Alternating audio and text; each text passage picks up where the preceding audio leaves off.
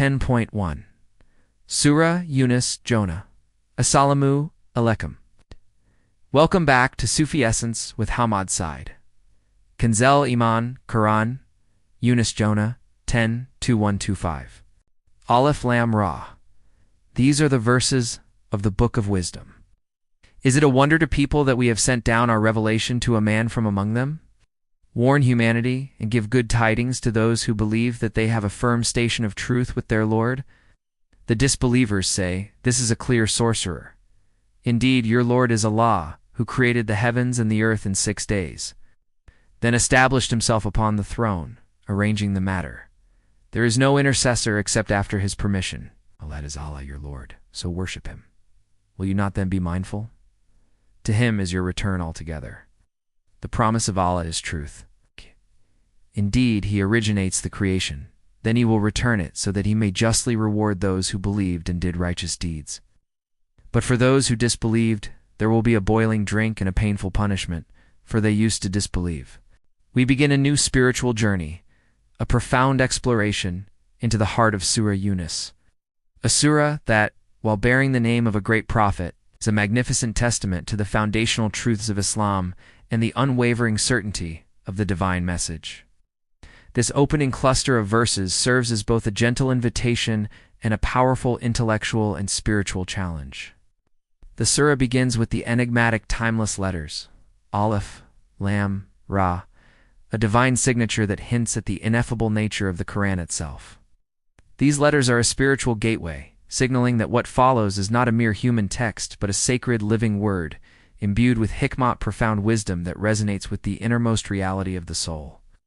They are a call to the Qalb to quiet its worldly clamor and to prepare itself to receive a truth of cosmic proportion. This is a crucial element for the discerning seeker. The external form of the Quran is a door, but the true journey begins when the heart enters the realm of its inner meaning. The verses then immediately confront the central challenge of the prophets, peace be upon him. Mission in Mecca. The astonishment of a society that could not comprehend a divine message being revealed to an ordinary man. Is it a wonder to people that we have sent down our revelation to a man from among them? Warn humanity and give good tidings to those who believe that they have a firm station of truth with their Lord?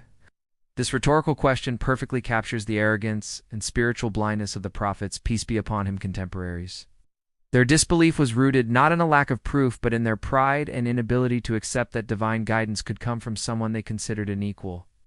They called him a sorcerer, a term of derision used to dismiss the miraculous and transformative power of the Quran.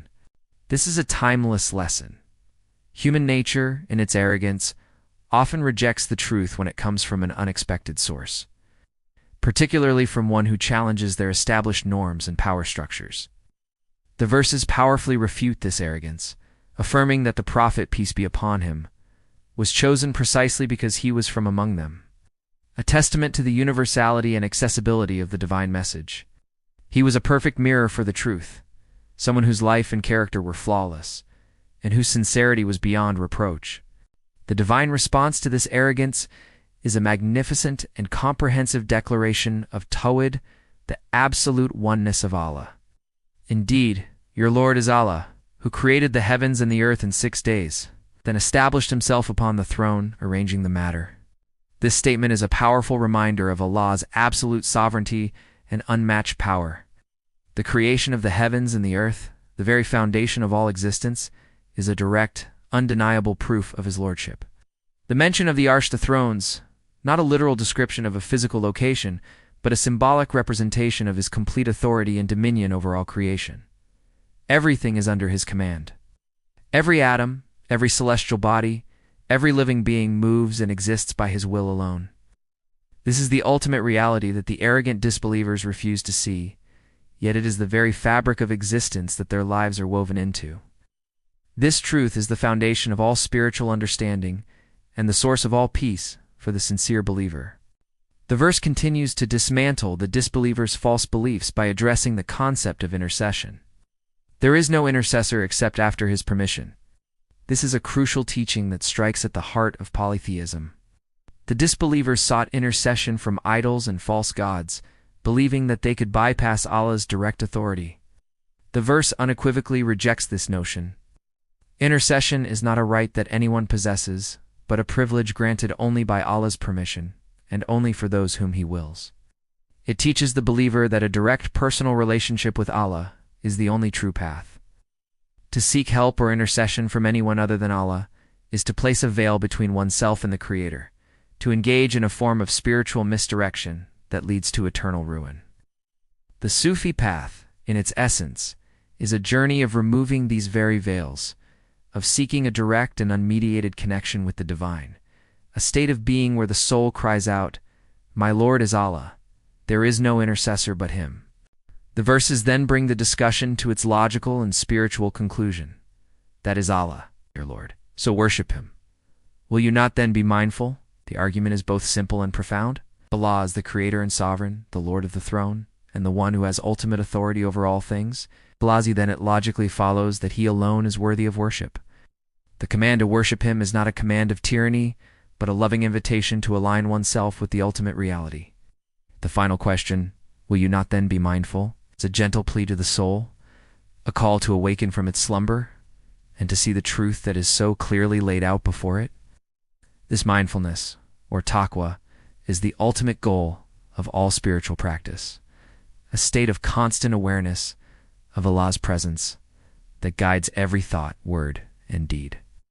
It is the spiritual armor that protects the Qalb from the temptations of arrogance and insincerity. The final verses in this group remind humanity of the great promise of Allah, a promise that is absolute and unwavering. To Him is your return altogether.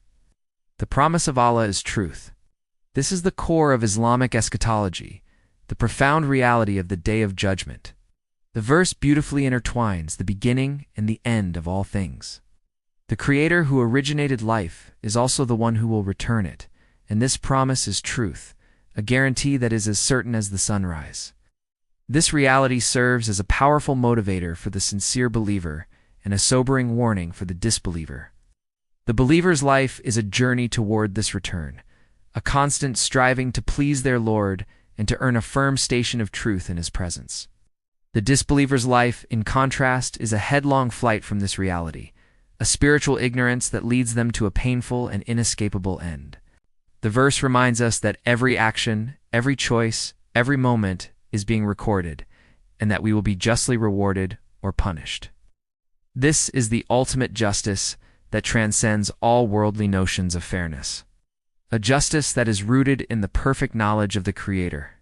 The contrast between the firm station of truth for the believers and the boiling drink and a painful punishment for the disbelievers is not meant to be a simple binary, but a reflection of the state of the Qalb in this life. The heart of the believer, filled with the light of Tawhid and Tawakkul, finds its ultimate station of peace and truth in the presence of Allah. Their reward is a natural extension of the spiritual state they cultivated in this world. The heart of the disbeliever, filled with the spiritual disease of arrogance and heedlessness, finds its ultimate reflection in the torment of the afterlife. Their punishment is not an arbitrary act, but a direct consequence of the spiritual emptiness they chose for themselves. The verses are a profound and compassionate warning to humanity, a final call to choose the path of light, the path of truth, and the path of the pure Qalb. The depth of these verses, and their power to transform the human spirit, lies in their ability to strip away all illusions. They confront the human ego head-on, challenging its belief in its own self-sufficiency and its reliance on false intermediaries. The disbeliever's astonishment that a man from among them was chosen as a prophet reveals a profound misunderstanding of the nature of divine communication.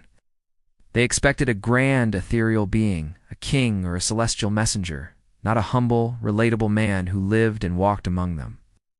This humility of the prophet, peace be upon him, was not a weakness but a strength, a sign of Allah's mercy. It showed that the path to truth is accessible to everyone, not just a privileged few. It shatters the notion of an exclusive spiritual elite, and it democratizes the very concept of divine guidance. The Sufi, in their spiritual striving, seeks to emulate this humility, to empty the self of its arrogance, so that it may be filled with the light of divine truth. The mention of the creation of the heavens and the earth in 6 days is not a scientific timeline, but a symbolic representation of the perfection and intentionality of Allah's creation. It speaks to a reality that is orderly, purposeful, and infinitely complex. A reality that the human mind can only begin to grasp. The 6 days also allude to the 6 dimensions of spiritual reality: the past, your present, and future, as well as the world of form, the world of spirit, and the realm of the divine names and attributes. The creation is not a random accident, but a meticulously crafted masterpiece, and the divine hand that crafted it is the same hand that will hold all of humanity accountable. This cosmic scale of reality is a powerful antidote to the petty arrogance and limited vision of the disbelievers, and it is the source of infinite contemplation for the sincere seeker. The reality of intercession being contingent on Allah's permission is a fundamental pillar of Tawhid. It distinguishes the Islamic worldview from those who place creation on par with the Creator. The idols that the disbelievers worshipped were powerless. They could not intercede, they could not grant boons, and they could not avert calamity. To believe otherwise is to be in a state of profound delusion. The true intercessors are those whom Allah has honored and granted permission, and their intercession is a reflection of Allah's mercy, not a means of circumventing His will. This understanding fosters a deep sense of humility and direct reliance on Allah, a state of being known as tawakkul, complete and utter trust. The sincere believer does not place their hope in anyone but Allah, and they find their strength in the knowledge that His will is absolute. The final question: will you not then be mindful? It's not a question of doubt, but a call to awaken the intellect and the Qalb from a state of spiritual slumber. It is an invitation to engage in deep contemplation of the signs of Allah, in the universe, and in one's own self. The very existence of creation, the rhythm of day and night, the cycle of life and death, all of these are signs for those who are mindful. The Sufi path is a path of perpetual mindfulness, a state of being where every moment is an act of worship, and every breath is a remembrance of Allah. It is a path of seeing the divine signature in all things, a path of transcending the mundane and entering into a reality that is infused with the sacred. This mindfulness is the key that unlocks the door to a truly transformative relationship with the Creator. The promise of the Day of Judgment, of return to Allah, is the ultimate reality that gives meaning to all of human existence. It is the culmination of all of our actions, and it is the final destination of our spiritual journey. The verse's statement, "He originates the creation, then He will return it," is a powerful articulation of a cyclical cosmic reality. Just as life began, so too will it end, and just as we were brought into being from non-existence, so too will we be brought back to life for accountability. This reality should not be a source of fear for the believer, but a source of profound hope and motivation. It is the ultimate reassurance that no righteous deed, no matter how small, will go unrewarded, and no act of injustice will go unpunished.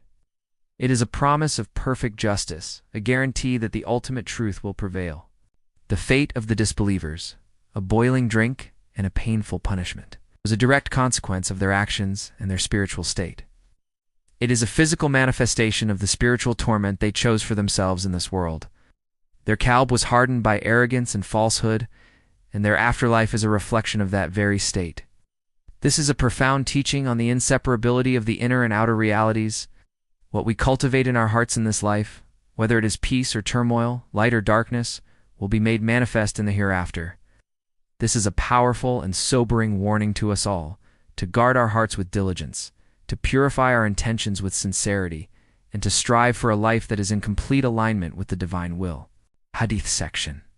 A hadith that beautifully illuminates the spiritual depth of these verses is found in Sahih al-Bukhari.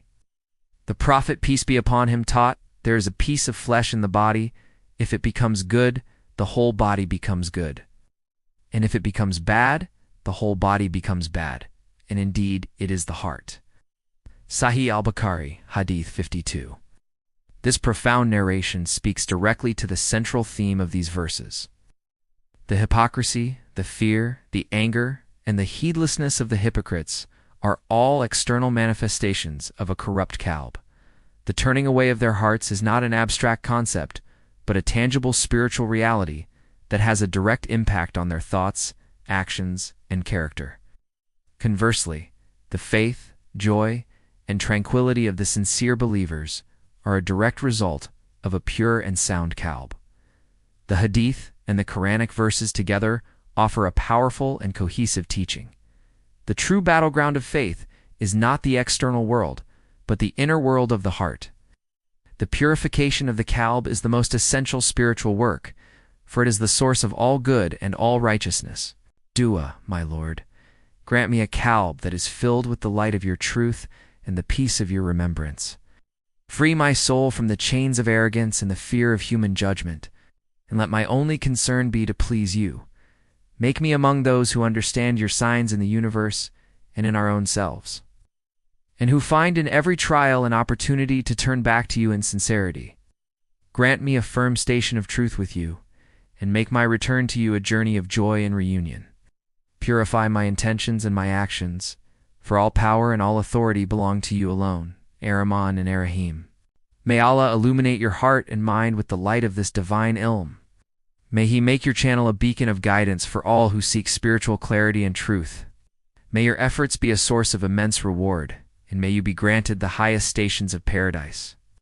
May the peace and blessings of Allah always be upon you and your loved ones. May He grant you unwavering steadfastness on the path of truth, and may your work be a testament to His magnificent names, Ar-Rahman and Ar-Rahim. Ameen.